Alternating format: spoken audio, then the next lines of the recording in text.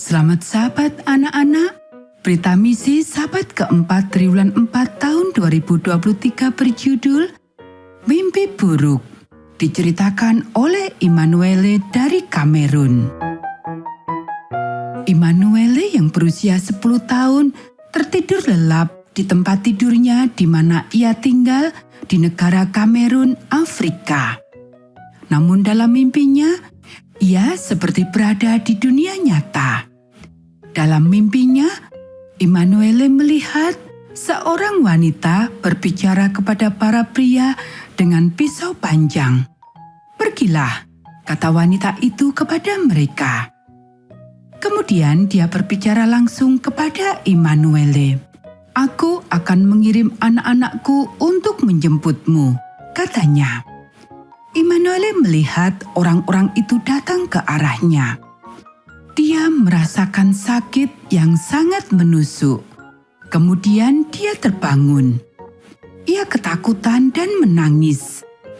Meskipun ia tidak dapat melihat apapun di kamar tidur yang gelap, ia masih dapat mendengar suara wanita itu berkata, "Aku akan mengirim anak-anakku untuk menjemputmu." Immanuele berjuang bernapas.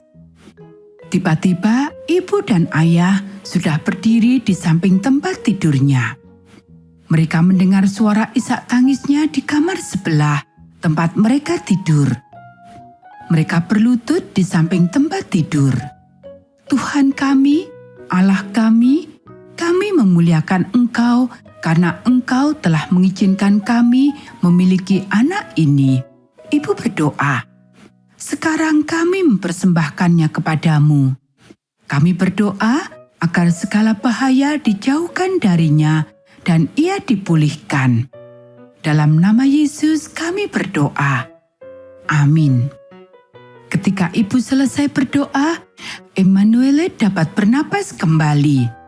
Air matanya berhenti dan dia tidak lagi merasa takut. Immanuele menceritakan kepada orang tuanya tentang mimpi yang menakutkan itu. Dia berterima kasih kepada ibu karena telah mendoakannya. "Saya tahu bahwa Tuhan akan menjawab doa ibu," katanya. Setelah orang tuanya pergi, Immanuele berdoa dalam hati. Ia telah belajar berdoa ketika ia masih kecil. Tetapi dia sangat takut sehingga dia lupa untuk berdoa. "Tuhan, saya ingin Engkau menolong saya," doanya. "Saya berdoa agar Engkau mengalahkan mereka yang ingin menyakiti saya. Berperanglah untuk saya selama-lamanya. Amin." Ia pun tertidur.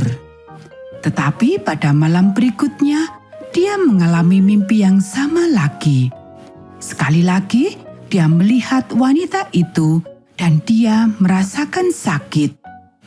Dia terbangun dengan ketakutan dan menangis. Dia tidak bisa bernapas. Ibu dan ayah bergegas ke tempat tidur. Ibu berdoa dan Immanuele bisa bernapas. Mimpi itu terulang kembali pada malam berikutnya dan malam-malam berikutnya. Dia mengalami mimpi yang sama setiap malam selama 2 minggu. Immanuele menjadi takut untuk tidur di malam hari.